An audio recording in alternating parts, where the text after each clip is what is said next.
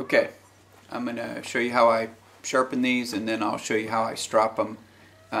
These being the single bevel 3-blade head, and this is what I do to get a head really sharp. You can use a flat file. Most of the time all I pack in my pack is a round file. Either one of them works great. It takes a little more practice to get the round file down just right. But what you want to do is start by making a consistent bevel on just the beveled side, and that's as flat as you can keep that. You're gonna get sharper. That's what sharp is a consistent angle.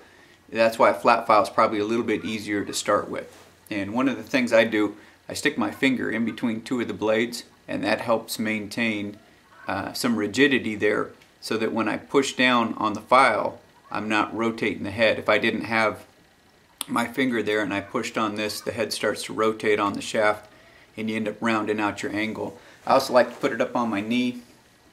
Let me see if I can make this a little easier for you to see. And that gives me something to work off of. So I put my hand in here good and tight, and then lay my finger down on the file, and I use my leg as a guide, just clearing this blade so I can only work on this blade. And what I'm going to do is come in here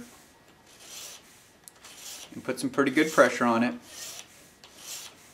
to begin with, and then lighten up.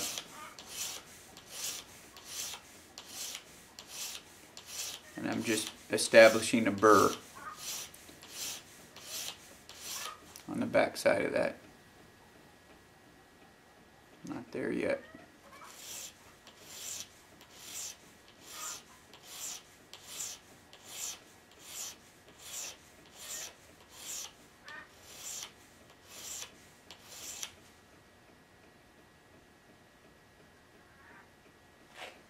No, I don't know. I don't know if that'll show up or not. I'm going to exaggerate that burr. See if I can't get it to show up.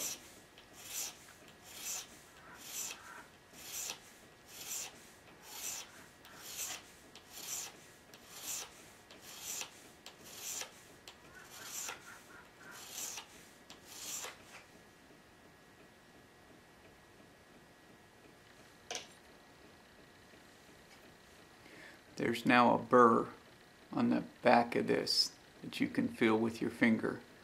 And then I'm going to push that burr over to the other side. This one's much easier to do because you can just lay your file down flat.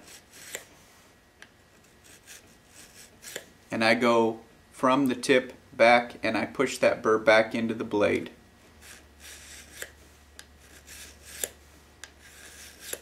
And that's what I do to take it off. And I've rotated it back to this side, a little wire edge on there.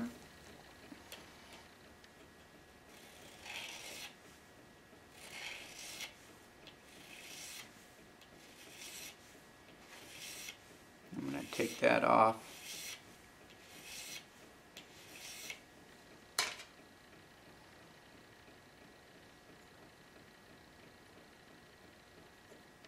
That's pretty much off right now.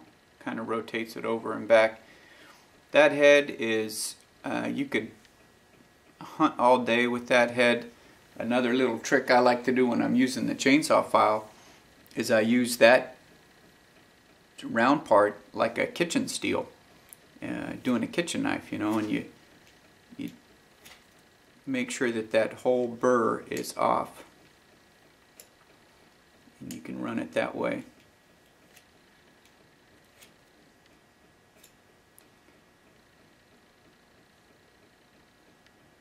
And that is a really, really sharp head right there. That's all I do to sharpen my heads, by the way. I don't add anything else to that. That was the third blade I just did. You can strop them. You asked me about stropping them. I go like this to strop it. I just, on the jig that I have, and you can use the jig to help maintain an angle too, but I just put it down like you would a regular double bevel 3-blade, and then I lift it up I don't know if you can see that. I lift that up so that I'm just stropping the one blade, the beveled side of one blade, and I just strop the head out that way. At one time I had some old jeweler's rouge on this, and then to strop coming the other way,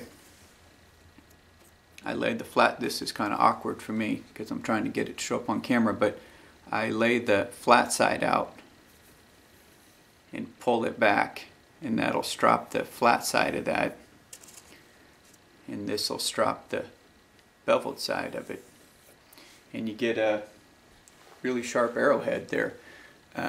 Whoops. You get a really sharp edge doing that, and that stropping, I think, just kind of puts the extra little touches on it. I don't have a whole lot of hair left on my arm. Get the light right here, because I've done a lot of these, but you can see how easily that shaves. Hopefully you can see that. A pretty good patch of hair with no pressure at all. It's really easy. So if that's what you're shooting for, getting that shaven kind of edge on your broadheads, that's all I do. And you can do it in the field. You can strop them if you want to. You don't have to strop them if you don't want to. You can just use that file, and then if you want to use the round file, instead of stropping, just use that like a steel. And what you're doing there is when you get that, I wish I could get a wire edge to show up on camera. You get that little wire edge on both sides of the blade, and when you push here, it kind of rotates it over the back side. When you do this, it rotates it over, but at one point you're going to push on it like that, and that wire edge comes off. The little burr, you work it all the way off, and when that burr gets worked off, whether you strop it or use something like this, when the burr is worked off and your angle is consistent, you have a just what people consider scary sharp head. And that's it. That's all there is to it. Then you just got to hit what you're aiming at, and you'll kill something.